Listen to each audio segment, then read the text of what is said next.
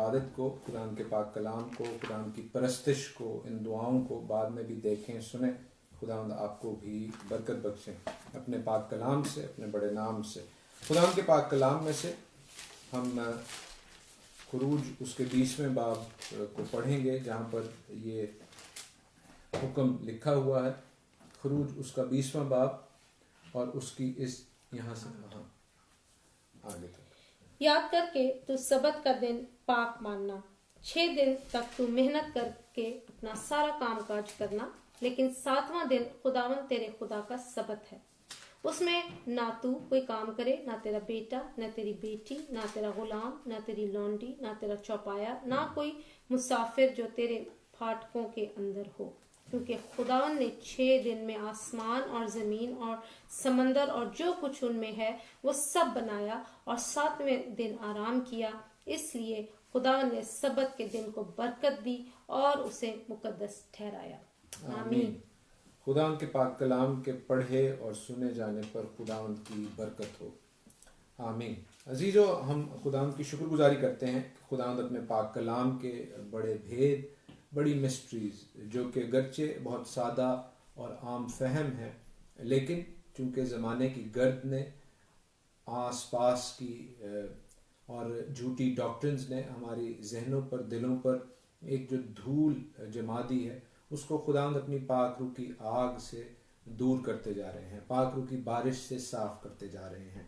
So we are thankful to God for his holy spirit. उसकी पाक रूह के लिए, रुआ खुदेश के लिए हम खुदावंद की शुक्रगुजारी करते हैं। हम शुक्रगुजारी करते हैं आप सबों के लिए भी जो इस बात को, खुदावंद के पाक कलाम को, उसकी सच्चाइयों को कबूल करते हैं, क्योंकि सच्चाई जो है, खुदावंद यीशु मसीह क्या कहते हैं यूहन्ना 8 बाब उसकी 32 आयत में, जॉन्स गॉस्पेल चैप्टर 8 वर्स 32 में, कि सच्चाई को तलाश करो और सच्चाई तुम्हें आजाद करेगी। लेकिन पेशतर इसके कि सच्चाई आपको आजाद करे अजीजों, वो झूठ जो हमारी जिंदगियों में घर कर चुका है, वो झूठ किरची किरची होगा। पेशतर इसके कि सच्चाई आपको आजाद करे, वो झूठ की दीवारें तोड़ी जाएंगी। और वो कई लोगों के लिए बड़ा पेनफुल होता है, बड़ा तकलीफ दे होता है। कई लोग उस तकलीफ को सह नहीं सकते, वो उसी झूठ में, उसी धूल में जिंदा रहना चाहते हैं, जो कि गालिबन खुदावंद के कलाम के मुनाफी है। लेकिन खुदावंद की सच्चाई ना सिर्फ हमें साफ और पाक करती है, बल्कि खुदावंद का साथ और पाक रूह का शालोम हमें हर उस तकलीफ में से, जो हम बुराई को, झूठ को अनलर्न करने में, उस झूठ की जो मूरत है उसको पाश पाश करने में लगाते हैं, उसमें भी हमारी सहायता, हमारी मदद करती है। तो खुदावंद के पाक कलाम में से जिस हुक्म के हवाले से आज हम सीखने को हैं, वो 4th कमांडमेंट है, या 4th वर्ड, 4th स्टेटमेंट हम उसे कहेंगे। याद करके तू सब्बत का दिन पाक मानना। What is Sabbath? सब्बत का दिन क्यों पाक मानना? इसमें ऐसी क्या खास बात है? What is so special about Sabbath? और याद क्यों करना? याद इसलिए करना क्योंकि वो लोग गुलामी के मुल्क से निकले थे, और गुलामी में आपको किसी भी तौर की आजादी नहीं होती। हम इन अहकाम के हवाले से गुज़श्ता 2-3 हफ्तों से ये सीखते आ रहे हैं कि खुदावंद की ये अहकाम दरअसल आज़ादी का, फ्रीडम का पैगाम है। और आज भी जो मेन थीम है, जो हम खुदावंद के पाक कलाम में से सीखेंगे, वो यही है कि ये कमांडमेंट, ये वर्ड, ये स्टेटमेंट दरअसल हमें खुदावंद के कलाम की बदौलत आज़ादी का पैगाम देती है, फ्रीडम का पैगाम देती है। किसी भी किस्म के जुए में डालती नहीं है, जैसा कि अक्सर लोग ख्याल करते हैं और इल्जाम लगाते हैं, बल्कि दरअसल ये हुक्म और इसकी तामील और फर्मा बरदारी करना दरअसल खुदावंद की पाक रूह के वसीला से, उसके पाक कलाम की बदौलत हमारी आजादी का पैगाम है। कैसे? इसलिए अजीजों कि वो लोग भी जो दरअसल इन 10 अहकाम को मानते हैं, इस चौथे हुक्म के हवाले से थोड़े से डगमगाए हुए हैं, थोड़े से परेशान रहते हैं। उन्हें इस हवाले से मुख्तलिफ कन्फ्यूजन है। कोशिश मेरी ये होगी कि हम इस हवाले से तफसीलन खुदावंद के पाक कलाम में से रहबरी और रहनुमाई हासिल करें, पाक रूह की रहबरी और रहनुमाई में चलें। जरूरी नहीं है कि हम आज के प्रोग्राम में इस बात को पूरे तौर पर निपटा सकें, और अगर ऐसा नहीं हुआ तो हम नेक्स्ट प्रोग्राम में भी इसको जारी रखेंगे, क्योंकि मेरी कोशिश होगी कि पहले हम कुछ चीज़ों को वाजे करें और फिर जो सवाल, फिर जो क्वेश्चंस हमारे जहनों दिलों में हैं, जो कि मेरे अपने जहन या दिल में थे as a student of the Bible, या किसी और बहन भाई के दिल में होंगे, या कुछ सवाल हम तक पहुंचे भी हैं, या कुछ सवालों को हम जानते भी हैं जो मुख्तलिफ डिनोमिनेशंस में खेले जाते हैं दूसरे पर इल्जाम लगाने के लिए, हम उनको एड्रेस कर सकें सीरियसली और पढ़े लिखे और एजुकेटेड और मैच्योर मैनर में। So why सब्बत is a Holi day? सब्बत क्या है अजीजों? हम खुदा के पाक कलाम में पैदाइश की किताब में, जेनेसिस की बुक में देखते हैं, जहां पर दूसरे बाब की पहली 3 आयत हम पढ़ेंगे। सो आसमान और जमीन और उनके कुल लश्कर का बनाना खत्म हुआ, और खुदा ने अपने काम को जिसे वो करता था 7वें दिन खत्म किया, और अपने सारे काम से जिसे वो कर रहा था 7वें दिन फारिग हुआ। और खुदा ने 7वें दिन को बरकत दी और उसे मुकद्दस ठहराया, क्योंकि उसमें खुदा सारी कायनात से जिसे उसने पैदा किया और बनाया फारिग हुआ। आमीन। So like we said, God sanctified, God blessed this day. 7वें दिन को उसने बरकत दी, 7वें दिन को उसने मुकद्दस ठहराया। तो अगर खुदा ने मुकद्दस ठहराया है अजीजों, तो फिर इंसान कौन है जो उस मुकद्दस दिन को जिसे खुदावंद ने ठहराया और पाक किया है उसको तब्दील करे? I don't think any one man has got that authority or that stature या status। किसी के पास वो इख्तियार, वो वक़्त नहीं है जो खुदावंद के ठहराए हुए को तब्दील कर सके। और अगर कोई करता है जैसे किया हुआ है, तो अजीजों ये दरअसल कलाम पाक की, खुदा की डायरेक्ट रिबेलियस है। क्या हम बाकी दिनों में, पहला सवाल ये होता है, क्या हम बाकी दिनों में दुआ इबादत नहीं कर सकते? Let me be very clear about it. ऐसा हरगिज नहीं है, ना मैं ऐसा कह रहा हूं। हम हर रोज इबादत कर सकते हैं। बहुत से ममालिक ऐसे हैं जहां पर गालिबन सब्बत का दिन, जो कि हफ्ते का दिन है, उसके हवाले से भी हम बात करते हैं। Why it is Saturday? क्योंकि ये भी अक्सर सवाल किया जाता है, why it is Saturday not Sunday, and actually it has been changed to Sunday. लेकिन जैसा हमने देखा कि खुदावंद ने इस दिन को बरकत दी, खुदावंद ने इस दिन को मुकद्दस ठहराया, खुदावंद ने इसको सैंक्टिफाई किया, खुदावंद ने इसको अलहदा और मखसूस किया, तो खुदावंद के ठहराए हुए को कोई चेंज नहीं कर सकता। No one should have done that. उसके हवाले से क्या उज़र पेश की जाती है, उसके हवाले से भी हम सीखेंगे। लेकिन अजीजों देखिए किस तरह खुदावंद इस दिन को बरकत दे रहे हैं, खुदावंद इसे खास ठहरा रहे हैं, क्योंकि ये खुदावंद के काम की तकमील की यादगारी है। और अगर आप इस दिन को याद करते हैं तो आप किसी जुए में बंद नहीं हैं, आप कोई लीगलिज्म नहीं कर रहे, बल्कि आप इस बात की गवाही दे रहे हैं कि खुदावंद ने मेरे लिए सब कुछ कर दिया है, इसलिए मैं उस आराम में दाखिल हो रहा हूं, उस दिन को मना रहा हूं जो कि खुदावंद ने मुकद्दस और मखसूस किया है। बेशक बनी आदम के लिए आराम में दाखिल होना बाकी है। अक्सर लोग ये भी एक आर्ग्यूमेंट देते हैं, लेकिन वो आराम, वो इटर्नल आराम है, वो सब्बत जो है वो बिगर पिक्चर है। और इन 7 दिनों में जो खुदावंद की क्रिएशन के 7 दिन हैं, बेशक हम उसके हवाले से भी एक एनालॉजी देखते हैं। पहला साल, दूसरा साल, ये 1000 सालों को जाहिर करता है, और आखिरी जो दिन है सब्बत, वो 1000 दिन 1000 साल बादशाही के हवाले से है, बेशक है। लेकिन क्या हम उस एलेगोरिक सोच के साथ रहें और इस लिटरल सोच को रद्द कर दें? नहीं, ऐसा हरगिज नहीं है। इसी हवाले से खुदावंद बारहा अपने कलाम में हमें ये याद कराते हैं कि याद करके तू सब्बत का दिन पाक मानना। और जहां जहां ऐसा नहीं हुआ वहां वहां कौमों को सजा मिली, खुदा के लोगों को सजा मिली। और अजीजों, अगर अब भी ऐसा नहीं हो रहा तो देन द टाइम इज नाई, वी मस्ट अंडरस्टैंड। खुदावंद ने जिस बाबली असीरी के हवाले से, बेबीलोनियन कैप्टिविटी के हवाले से हम पढ़ते हैं बाइबल मुकद्दस में, उसके लोगों की जो असीरी हुई, जहां पर दानिएल और उस जैसे बहुत से लोग गए, जरमाया ने नोहा किया, और एक बहुत बड़ा इवेंट है हिस्ट्री का, वो भी इसीलिए कि लोगों ने सब्बत को ना माना। और खुदावंद ने कहा कि मैं उन सारे सब्बतों का हिसाब करके 70 साल की असीरी लेकर आऊंगा यरूशलेम पर। सो हम खुदावंद के पाक कलाम में से आगे भी पढ़ते हैं और देखते हैं कि दरअसल ये सब्बत जो है ये क्यों, हफ्ता क्यों है? क्योंकि पहला दिन, दूसरा दिन, तीसरा दिन, चौथा दिन और 7वां दिन Saturday.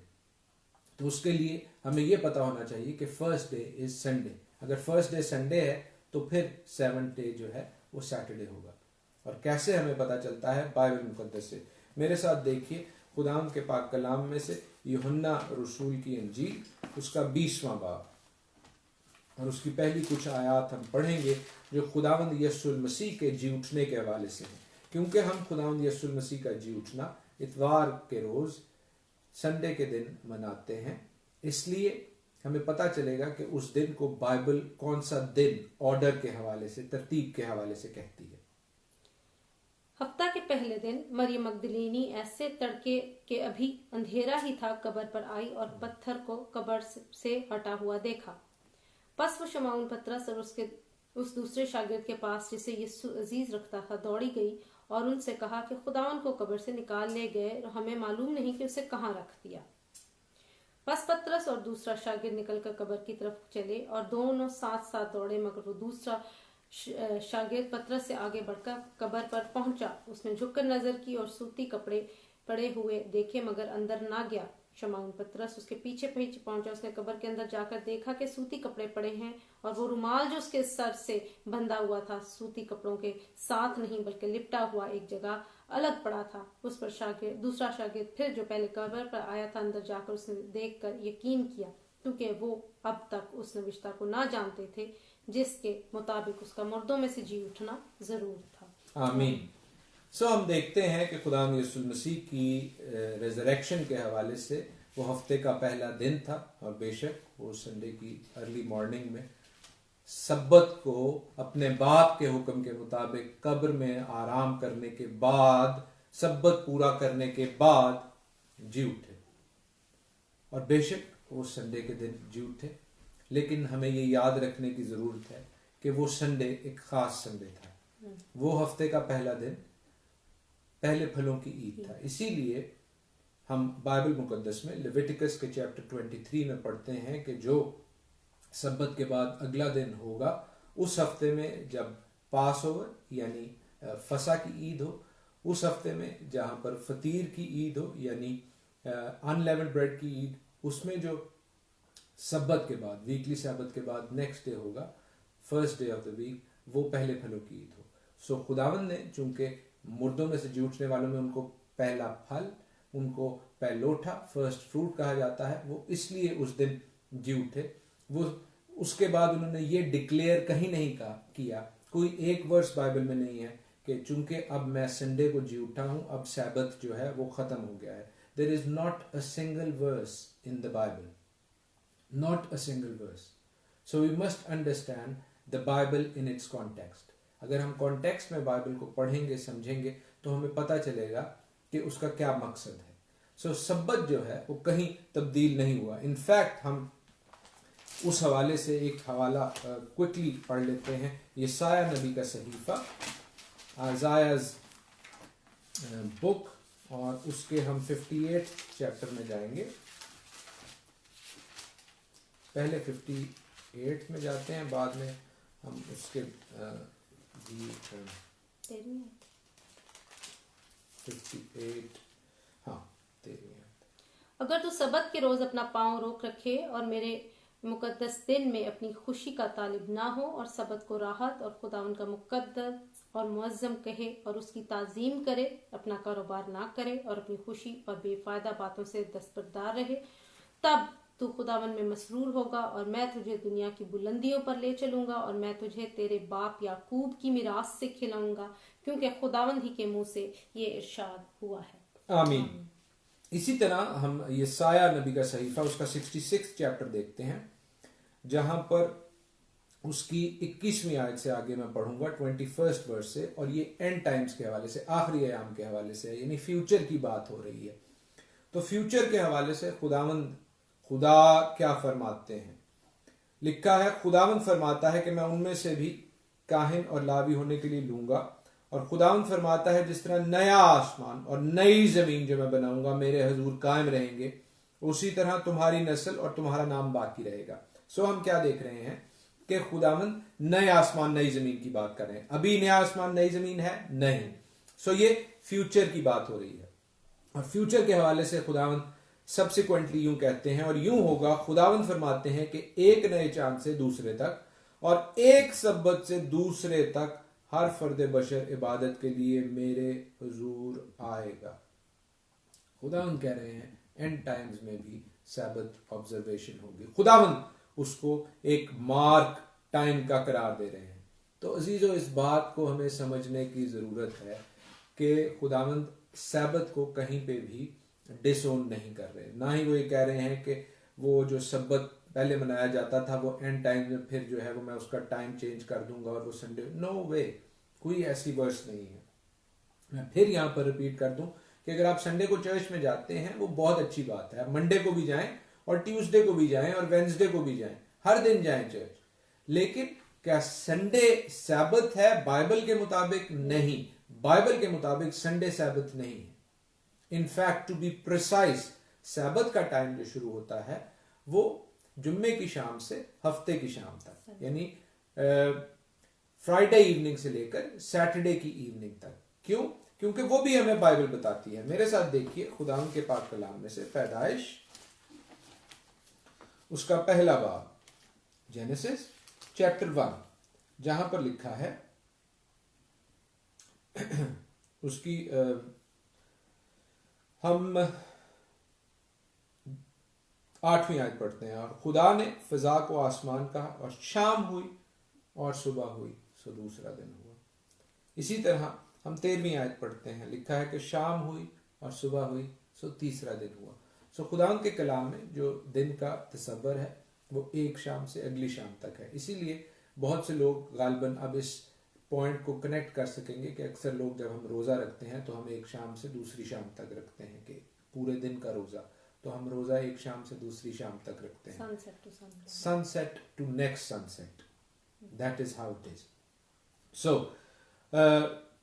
That is to be precise about when is the Sabbath. तो हम सैबत के टाइम के हवाले से उस क्लियर हो गए, एक चीज क्लियर हो गई। अब हम देखते हैं कि उसका मकसद क्या है, सैबत का मकसद क्या है। बहुत से मकासद हैं और बहुत से मकासद पर हम बात कर सकते हैं और करेंगे भी, लेकिन अजीजों सैबत जो है वो ह्यूमन रेस को एलिवेट करने के लिए, ऊंचा करने के लिए है। आप पूछेंगे ये कैसे, हाउ इज दैट पॉसिबल? इसलिए अजीजों कि याद रखें कि जब आदम को सजा मिली और हव्वा को सजा मिली तो क्या सजा थी, वो भी हम बाइबल मुकद्दस में से देखते हैं। 3rd चैप्टर में से, जेनेसिस में से, जहां पर खुदावंद आदम से कहते हैं 7वीं आयत से कि चूंकि तूने अपनी बीवी की बात मानी और उस दरख्त का फल खाया जिसकी बाबत मैंने तुझे हुक्म दिया था कि उसे ना खाना, इसलिए जमीन तेरे सबब से लानती हुई, मुशक्कत के साथ तू अपनी उम्र भर उसकी पैदावार खाएगा और वो तेरे लिए कांटे और ऊंट कटारे उगाएगी, और तू खेत की सब्जी खाएगा, तू अपने मुंह के पसीने की रोटी खाएगा जब तक कि तू जमीन में फिर लौट ना जाए। सो इंसान के लिए क्या हुक्म है? मेहनत, मुशक्कत। We are the beasts of burden and we must understand this कि हम सुबह शाम काम काम काम करते हैं। काम नहीं करेंगे तो हमारी ज़रूरतें पूरी नहीं होंगी। और ये काम करने का एक ऐसा साइकिल है, ये उन लोगों के लिए मैं बात कर रहा हूं जो काम करते हैं। काम करने का एक ऐसा साइकिल है जो आपको बिजी रखता है, लेकिन खुदावंद आपको वो रेस्ट दे रहे हैं, खुदावंद आपका वो ख्याल कर रहे हैं जो आम तौर पर नहीं किया जाता। अगर आप काम करने पर लगे हुए हैं तो आपके मालिक, आपके ओनर्स, आपकी कंपनी के मैनेजर्स यही कोशिश करेंगे कि आप काम करते रहें। More work, more to be done, more to do. But खुदावंद आपको ब्रेक दे रहे हैं, खुदावंद आपको वो एलिवेशन दे रहे हैं कि you the beast of burden can rest. और जैसे मैंने कहा, दूसरी अहम बात जो कि मेन बात है कि आप फ्रीडम हासिल करते हैं। याद रखें कि जो लोग 7 दिन काम करते हैं दे आर एक्चुअली स्लेव्स, वो गुलाम हैं। कुछ लोग गुलाम हैं पैसे के, कुछ लोग गुलाम हैं काम के, क्योंकि वो काम करना चाहते हैं, हर वक्त काम करना चाहते हैं, वो चाहते हैं कि कोई चीज रह ना जाए। कुछ लोग हैं गुलाम इस दुनिया के, कुछ लोग गुलाम हैं खेल कूद के, कुछ लोग गुलाम हैं किसी और चीज के। इवन अ मिलियनेयर, लखपति, करोड़पति भी अगर 7 दिन काम करता है तो वो भी गुलाम है। थोड़ा अमीर गुलाम है लेकिन वो भी गुलाम है। अजीजो, सब्बत उस गुलामी की जंजीर को तोड़ता है। That is what the सब्बत does. याद रखें कि जो स्लेवरी थी, जो गुलामी का कॉन्सेप्ट था, इन अहकाम से, इस जो खुदावंद ने अपनी कौम को, इसराइल को दिया, और खुदावंद इसराइल को बेहतर कर रहे हैं, बल्कि पूरी दुनिया को बेहतरी का एक मॉडल दे रहे हैं, वो स्लेवरी को भी ह्यूमनाइज कर रहा है। कोई ओनर जो है वो अपने नौकर को आजादी नहीं बख्शता था। कोई ओनर, आप इसराइलियों ही की हालत देखिए, वो मिस्र में क्या थे? वो मिस्र में गुलाम थे। और जब हम ड्यूट्रॉनमी में जाते हैं, जहां पर इसका सेकंड वर्जन है इन अहकाम का, उसके गालिबन 5वें बाब में, इस्तिस्ना 5वें बाब में, तो मूसा उनको याद दिलाते हैं। मूसा कहते हैं याद करना कि जब तुम मिस्र में थे तो तुम गुलाम थे, तुम गुलाम थे। So this commandment, this devarim, one of the devarims, ये उस स्लेवरी को, उन स्लेव्स को भी इज्जत बख्शता है, क्योंकि उनको याद कराया जाता है कि तुम भी तो गुलाम थे, तो तुम गुलाम अगर तुम्हारे कोई हो उनकी इज्जत करना, क्योंकि तुम उनके साथ वो सलूक ना करना जो तुम्हारे साथ मिस्र में हुआ था, बल्कि उनके साथ इंसानी हकूक करना। सो ये जो हुक्म है, दरअसल ये बेसिक फंडामेंटल राइट्स के हवाले से, जो आजकल बड़े लोग बातें करते हैं और अजीब अजीब जो है वो उसूल बनाते हैं, उस हवाले से बेसिक फंडामेंटल राइट्स के हवाले से पहला उसूल है, पहला उसूल। बल्कि मेरे साथ एक और बात देखिए, लूक 13, लूका की इंजील, जहां पर खुदावंद यीशु मसीह सब्बत के दिन एक औरत को जो कि गालिबन कुबड़ी थी उसको शिफा देते हैं। लूका उसका 13वां बाब, और वहां पर हम पढ़ते हैं 10वीं आयत से लेकर उसकी 17वीं आयत तक। फिर वो सबत के दिन किसी इबादत खाना में तालीम देता था, और देखो एक औरत थी जिसको 18 बरस से बदरू के बायस कमजोरी थी। वो कुबड़ी हो गई थी और किसी तरह सीधी ना हो सकती थी। यीशु ने उसे देखकर पास बुलाया और उसे कहा, औरत तू अपनी कमजोरी से छूट गई, और उसने उस पर हाथ रखे। उसी दम वो सीधी हो गई और खुदा की तमजीद करने लगी।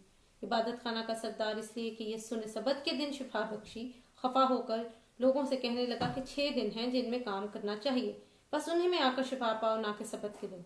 खुदावन ने उसके जवाब में कहा, ऐ रियाकारो, क्या हर एक तुम में से सबत के दिन अपने बैल या गधे को थान से खोलकर पानी पिलाने नहीं दे जाता?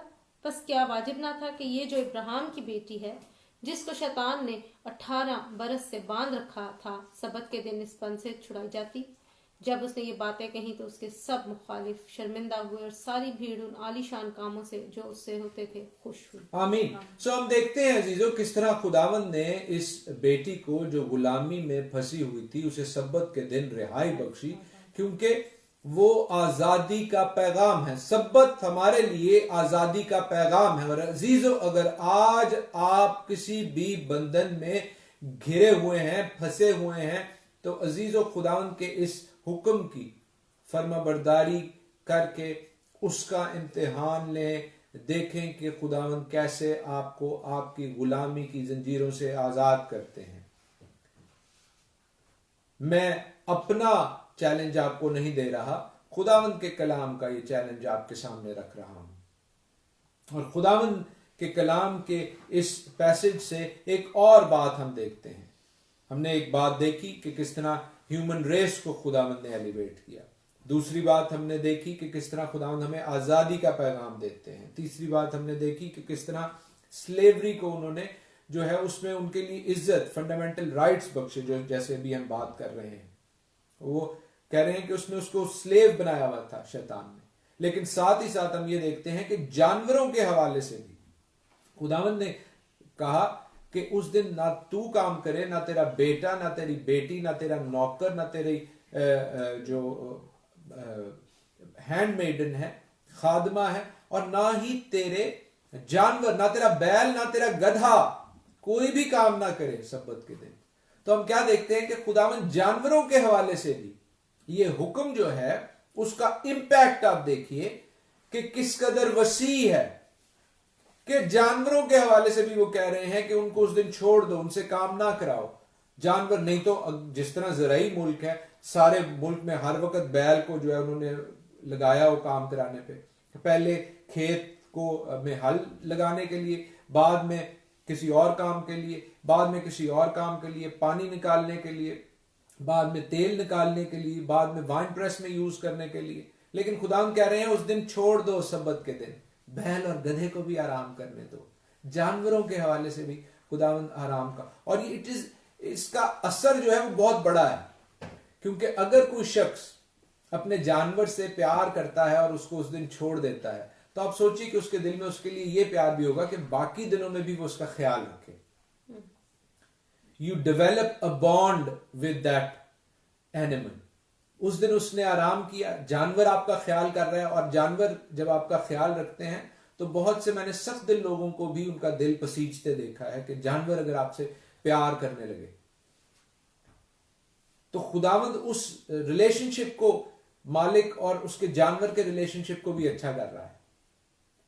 और फिर पांचवी बात, एक और बात जो खुदावंद की रूह सिखाती है वो ये है कि अगर जानवरों का ताल्लुक इंसान के साथ अच्छा हो रहा है तो इंसानों का ताल्लुक आपस में क्यों ना अच्छा हो। If you are living in a family जहां पर काम की जाती है, तो सब्बत के दिन सारी फैमिली अगर आराम से बैठकर एक दूसरे का साथ दे और अपने अपने काम काज को साइड पर रख दे, तो अजीजों एक फैमिली भी स्ट्रांग हो सकती है, एक फैमिली भी मजबूत हो सकती है, एक फैमिली भी तरक्की पा सकती है, खुदावंद के नजदीक जा सकती है। हमें इस हुक्म के हवाले से कई एस्पेक्ट्स बाइबल में नजर आएंगे, कई एस्पेक्ट्स बाइबल में नजर आएंगे, बट वी मस्ट एक्नॉलेज के ये बाइबल मुकद्दस का ऐसा खूबसूरत हिस्सा है जिसके हवाले से हम जितना सीखें उतना कम है। But we must agree to this कि अगर हम इस बात में यकीन रखते हैं कि बाइबल मुकद्दस खुदावंद की इल्हामी किताब है, वो सहीफा है जिसमें हमारे लिए जिंदगी बख्श बातें हैं, वो कलाम है जो हमारे कदमों के लिए चिराग और हमारी राह के लिए रोशनी है, तो अजीजों सब्बत की याद दहानी, सब्बत के हवाले से उसको सैंक्टिफाइड मानना, उसका मुकद्दस मानना मेरे और आपके लिए बरकत का बायस है, रूहानी तौर पर भी, क्योंकि हमारा और खुदावंद का ताल्लुक भी बेहतर होता है। क्या खुदावंद हमारे साथ संडे को बात नहीं करते? लोग सवाल करेंगे, क्योंकि आर्ग्यूमेंट करने वाले, हुज्जत करने वाले तो बहुत हैं, लेकिन अजीजों, बेशक वो हमसे संडे को बात करते हैं, वो तो हमसे हर रोज बात करने को तैयार हैं, लेकिन क्या आप उनके ठहराए गए वक्त पर उनसे बात करने के लिए तैयार हैं या नहीं? That is the question. याद रखिए कि खुदावंद इस बात को आपके साथ आज करना चाहते हैं। बहुत से लोग ये कहते हैं कि डज इट अप्लाई टुडे? क्या ये आज भी वैलिड है? बिल्कुल वैलिड है। क्या ये संडे को चेंज हो गया है? मैंने उस हवाले से बात की। एक एतराज जो है वो मैं एमाल के 17वें बाब में से बल्कि आपके लिए पढ़ भी दूंगा। एमाल उसका गालिबन 17वां बाब है।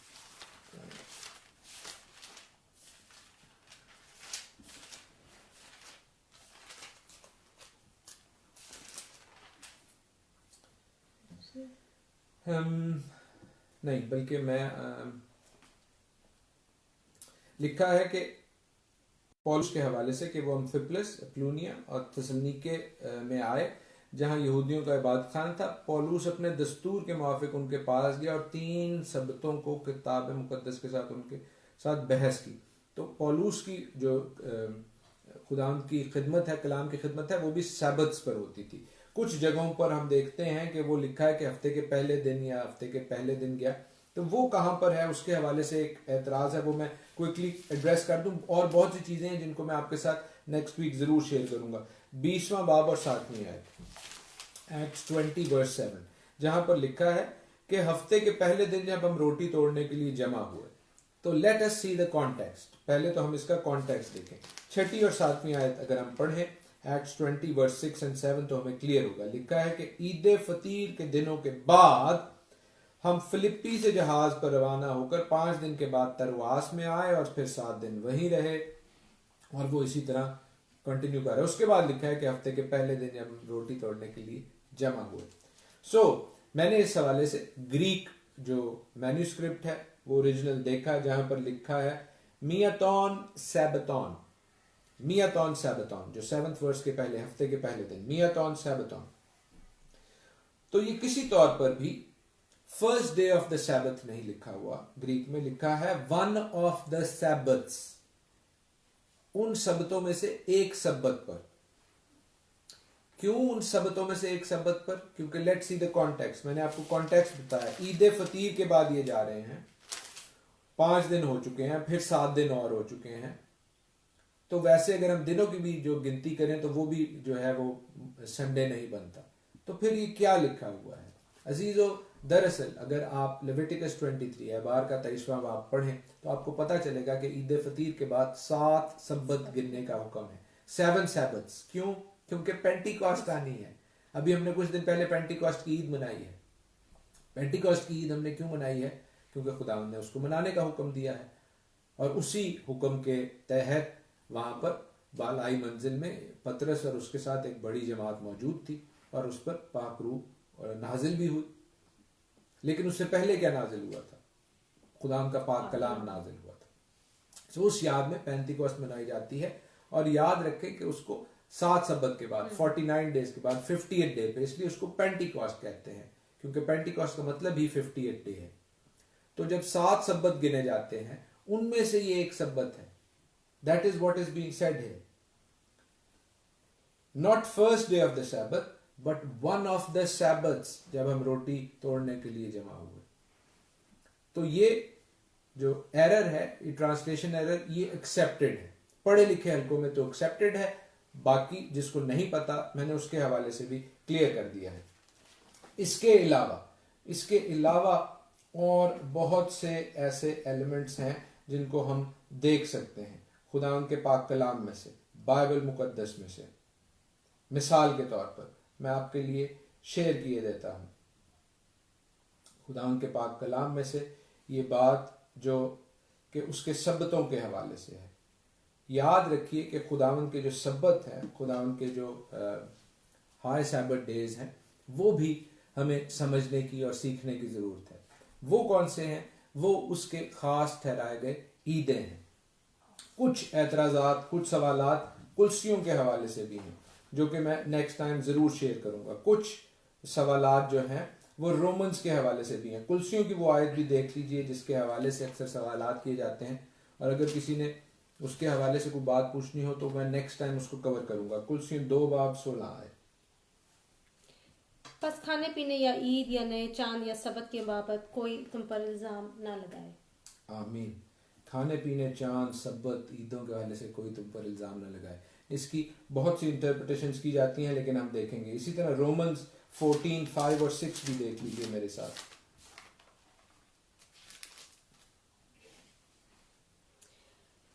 कोई तो एक दिन को दूसरे से अफजल जानता है और कोई सब दिनों को बराबर जानता है। हर एक अपने दिल में पूरा एतकाद रखे। जो किसी दिन को मानता है वो खुदा के लिए मानता है, और जो खाता है वो खुदा उनके वास्ते खाता है, क्योंकि वो खुदा का शुक्र करता है। और जो नहीं खाता वो भी खुदा उनके वास्ते नहीं खाता और खुदा का शुक्र करता है। आमीन। क्या ये दिनों को इक्वल करार दिया जा रहा है? यहाँ पर क्या बात की जा रही है? हम इसके हवाले से भी कलाम पाक में देखेंगे। अजीजों, एक बात जो पेशतर इसके कि हम आपसे आज के लिए इजाज़त चाहें, हम वो पढ़ते जाएं, वो हम देखेंगे मार्क 2:27 में, मरकज़ की इंजील उसका 2 बाब और 27वीं आयत, जहाँ पर खुदावंद यीशु मसीह ये कहते हैं, और उसने उनसे कहा, सबत आदमी के लिए बना है, ना आदमी सबत के लिए। बस इब्ने आदम सबत का भी मालिक है। आमीन। ये खुदावंद की एंटिटी है, खुदावंद की ओनरशिप है। मेरे और आपके मुनज्जी खुदावंद यीशु मसीह की ओनरशिप है, और ये उसने बनी आदम को दी है। तो क्या हम इसको तर्क करें? वो जो कि मेरे और आपके मुनज्जी की, मेरे और आपके रिडीमर की, मेरे और आपके नजात दहिंदा की, मुझे और आपको मखलसी देने वाले, आज़ादी देने वाले, अपने खून से खरीदने वाले की जागीर है, वो जो प्यार से हमें दी है, क्या हम उसे कहें कि नहीं ये किसी और के लिए है, यहूदियों के लिए है? नहीं, लिखा है सब के लिए है, सब इंसानों के लिए है। It's for all the creation, it's for all the race. क्योंकि बनी आदम लिखा है, बनी इसराइल नहीं लिखा है, बनी आदम के लिए है। It's been given to the human race. सो जो इस बात को कबूल करेगा वो याद रखे कि वो खुदावंद की फरमाबरदारी करेगा। वी मस्ट अंडरस्टैंड दिस कि क्योंकि जब आप अजीजों खुदावंद की फरमाबरदारी करते हैं तो उस पर ईमान लाते हैं। ईमान जो है खुदावंद पर रखना, वो लोगों को सब्बत के पास लेकर आता है। जब आप उस ईमान में बढ़ते हैं, कुछ लोग ईमान के सफर में भी पीछे हैं, कुछ करीब हैं, लेकिन एट द सेम टाइम जब आप सब्बत को ऑब्जर्व करते हैं तो वो ईमान में भी आपको बढ़ाता है। This is a two-way street. I will repeat it. Faith in God brings people towards the Sabbath, but observing Sabbath also brings people to faith in God. इस ख्याल के साथ आज के लिए मैं आपसे इजाज़त चाहूँगा। खुदावंद आपको अपने पाक कलाम से बरकत बख्शे, और हम इस सीरीज़ को जारी रखेंगे। खुदावंद के पाक कलाम में से सीखने के इस अमल को हम जारी रखेंगे।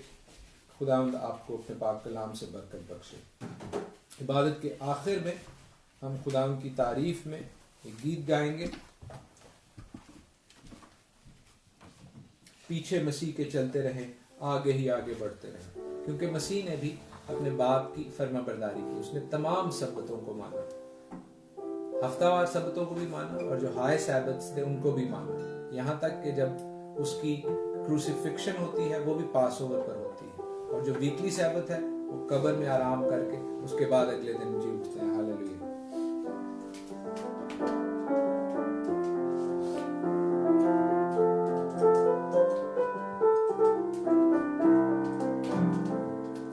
पीछे मसीह के चलते रहे, आगे ही आगे बढ़ते रहे।